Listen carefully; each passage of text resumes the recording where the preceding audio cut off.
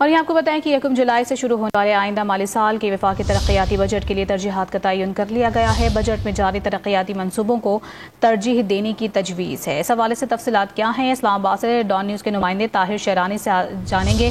ताहिर बताएगा, बजट में कौन से मनसूबों के लिए ज़्यादा फंड्स मुख्तस किए जाएंगे?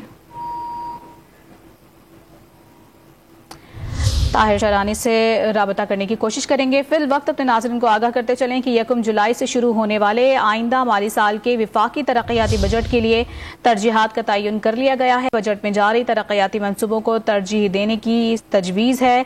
साथ ही अपने नाज़रीन को बताएं कि आइंदा माली साल में 700 अरब रुपए का तरक्याती बजट मुख्तस किए जाने का भी इम्कान है। मनसूबों के लिए जो रकम रखी गई है उस हवाले से अपने नाज़रीन को बताएंगे। बजट में 80% तरक्याती फंड्स जारी किए जा सकते हैं। मज़ीद तफसीलात हासिल करेंगे। डॉन न्यूज़ के नुमाइंदे ताहिर शहरानी से राब्ता बहाल हुआ है। ताहिर बताइएगा, बजट में कौन कौन से मंसूबों के लिए ज्यादा फंड्स मुख्तस किए गए हैं?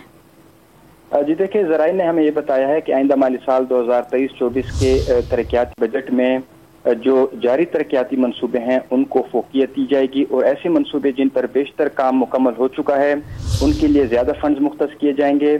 जारी तरक्याती मंसूबों के लिए 80%, जबकि नए मंसूबों के लिए बजट में 20% फंड मुख्तस करने की तजवीज़ है। हुकूमती ज़राए का दावा है कि इंतखाबी साल के बावजूद बजट में कौमी नोयत के मंसूबों को तरजीह दी जाएगी और कोई भी ऐसा सियासी मंसूबा शामिल नहीं किया जाएगा। इसके साथ साथ ज़राए ने हमें ये बताया है कि जो आइंदा माली साल का वफाकी तरक्याती बजट है वो 700 अरब रुपए मुख्तस करने की तजवीज़ है, जबकि पब्लिक प्राइवेट पार्टनरशिप के मंसूबों के लिए 200 अरब रुपए का बजट तजवीज़ किया गया है।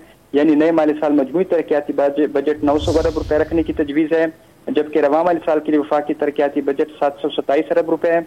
पब्लिक प्राइवेट पार्टनरशिप के मंसूबों का बजट 73 अरब रुपए रखा गया। यानी रवा माली साल का जो मजमूई तरक्याती बजट है वो 800 अरब रुपए है और आइंदा माली साल के लिए मजमूई तरक्याती बजट 900 अरब रुपए रखने की तजवीज़ दी गई है। जी ताहिर शहरानी, आप तफसीलात बता रहे थे, बहुत शुक्रिया आपका।